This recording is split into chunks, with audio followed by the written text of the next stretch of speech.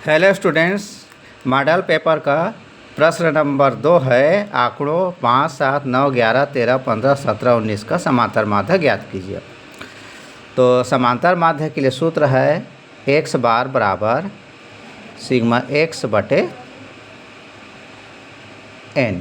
n क्या है? पदों की संख्या। सिग्मा x सभी आंकड़ों का योगफल है। तो हम लोग सबको जोड़ लेते हैं। 5 + 7 + 9 + 11 + 13 + 15 + 17 + 19 बटे, यहाँ पदों की संख्या गिनते हैं। 1 2 3 4 5 6 7 8। 1 2 3 4 5 6 7 8। इस तरह से वो दाएं से बाएं, बाएं से दाएं, उल्टा सीधा किसी भी तरह से जोड़िए तो उसमें क्या है, गलती नहीं होता। अब हम लोग जोड़ते हैं। 5 और 7 12, 12 9 21, 21 11, 21 11 32। शुरू से जोड़ते हैं। 5 7 12, 12 9 21, 22, 22 3 25, 25 5 30, 7 37, 37 और 9 46 की 6 हासिल 4, 4 और 1 5 और 1 6, 1 7, 1 8 और 1 9, 96 बटे 8। अब मिस्टेक ना हो उसके लिए क्या है, हम लोग बाएं से दाएं जोड़े हैं, दाएं से बाएं उल्टा भी जोड़ लेते हैं। 9 7 16, 9 7 16, 5 21, 21 3 24 और 1 25, 25 और 9 34, 34 7 41, 5 46 की 6 हासिल 4, 4 1 5, 6 7 8 9। अब इसके बाद हम लोग 96 को 8 से भाग देंगे। 8 एकम 8, 8 दूनी 16। यही हम लोग का उत्तर है। अब आते हैं प्रश्न नंबर 3 पर। यदि 63 सेंटीमीटर लंबे एक रेखाखंड को 5 7 9 के अनुपात में विभाजित किया जाए तब प्रत्येक भाग की लंबाई ज्ञात करिए। यहाँ पर हम लोग को दिया है, हम लोग एक रेखाखंड है, एक AB रेखाखंड है। AB बराबर 63 सेंटीमीटर माना लिखो या दिया है लिखे। 63 सेंटीमीटर का रेखाखंड है। यहाँ पर इसके 3 भाग हैं, ये मान लो C और D। तो ये कितना है? 5 7 और 9 के अनुपात में है। इसको लिखते हैं AC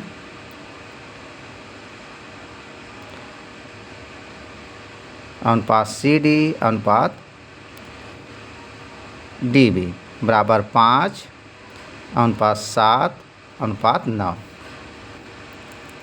हम लोग मान लेते हैं, माना AC बराबर 5x, CD बराबर 7x और DB 9x है, यह मान लेते हैं। तब हम लोग को तीनों को जोड़ते हैं। ये 5x + 7x + 9x, तो ये 63 होना चाहिए। सबको जोड़ते हैं। 5 और 5 7 12, 12 और 9 12 9 21, x बराबर 63 है। तो x बराबर 21 को, इसको पक्षांतर करेंगे 21 को, तो ये 21 63 बटे 21 हो जाएगी। 7 या 21, 7 या 63, 3 एकम 3, 3 3 9, x बराबर 3 है। तो हम लोग को AB बराबर कितना हो जाएगा? AB हम लोग 5x है, 5 × 3 15 सेंटीमीटर। उसके बाद CD 7 × 3 21 सेंटीमीटर। और उसके बाद आखिरी में है DB। DB ये कितना है? 9x है, 9 × 3 27 सेंटीमीटर। यही हम लोग का उत्तर है। अब उसके बाद लिखा है y अक्ष के समांतर एक रेखा की प्रवणता ज्ञात कीजिए। तो देखिए यहाँ पर यह पहले चित्र समझते हैं। चित्र बनाना आपका जरूरी नहीं है, सीधा हल कर सकते हैं। ये x अक्ष है, यह y अक्ष है। y अक्ष के कोई भी समांतर रहेगी रेखा, वो क्या है? वो x अक्ष साथ 90 अंश का कोण बनाएगी। तो इसी को लिखते हैं y अक्ष के साथ y अक्ष के समांतर रेखा द्वारा x अक्ष के साथ बना कोण ये कितना है 90 अंश का है। अब हम लोग को मालूम है प्रवणता दिए गए रेखा की प्रवणता को m से दर्शाते हैं। m बराबर टेन थीटा होता है। तो ये टेन थीटा की जगह हम लोग 90 अंश रखेंगे। टेन 90 अंश ये अनंत है। ये हम लोग का उत्तर है।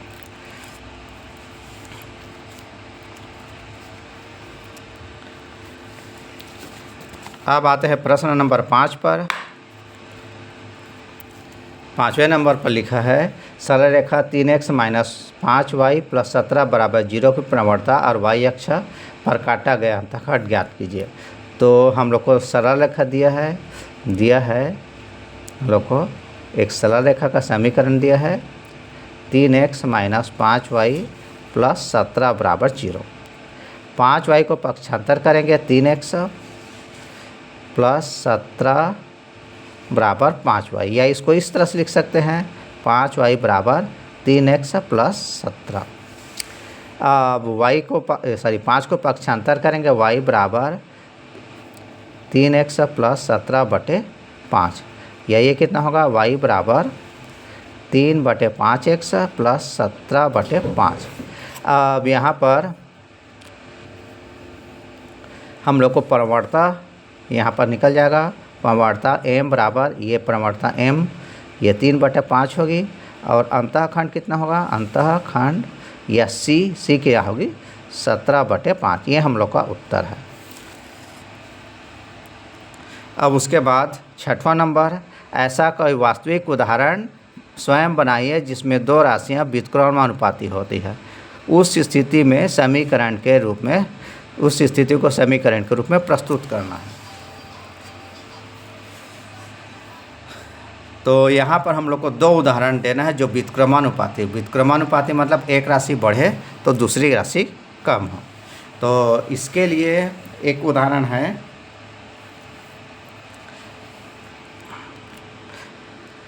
किसी व्यक्ति या किसी वाहन द्वारा तय की गई दूरी। ये क्या है पहला उदाहरण 1 है।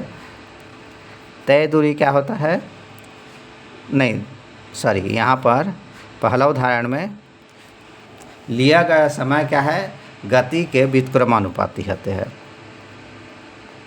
दूरी तय करने में लगा समय ये क्या होता है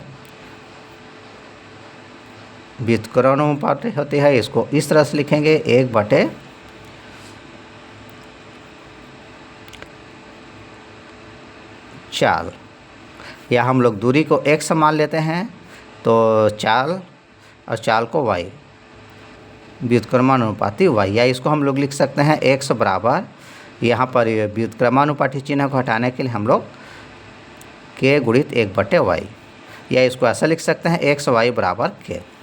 अब दूसरा उदाहरण लेते हैं टंकी भरने में लगा समय।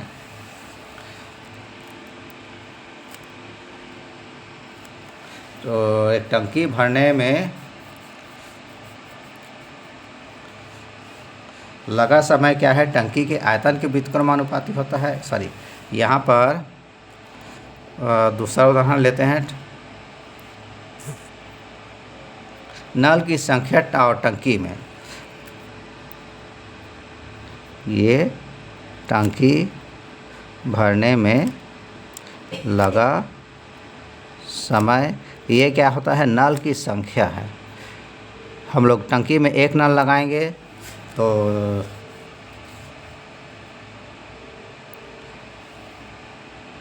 एक नल लगाएंगे देरी से भरेगी ज़्यादा समय लगेगी, 2 नल लगाएंगे कम समय में भरेगी, 3 लगाएंगे और समय कम लगेगा। तो ये क्या है नल की संख्या।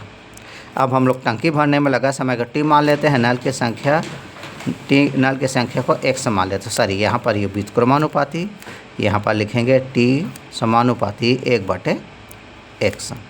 या इसको हम लोग लिख सकते हैं t बराबर k गुणित 1/x, या इसको हम लोग लिख सकते हैं tx बराबर k। इस तरह से आप लोग जितना चाहे उतना उदाहरण बना सकते हैं। इस वीडियो में इतना ही। Thank you.